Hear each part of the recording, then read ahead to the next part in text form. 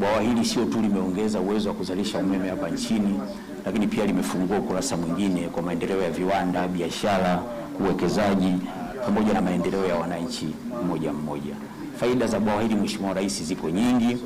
Kwanza, wakati wa ujenzi wa mradi huu zaidi ya 95% Mheshimiwa Rais waliofanya kazi hapa ni Watanzania.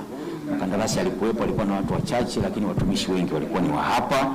Tunaamini kufanya kazi kwao hapa kwenye mradi mkubwa, wamepata ujuzi wa kutosha na wanaweza wakawa wanatoa ushindani mkubwa kwenye soko la ajira hapa na nje ya hapa. Mheshimiwa Rais pia mhandisi mshauri wa mradi huu alikuwa ni Mtanzania.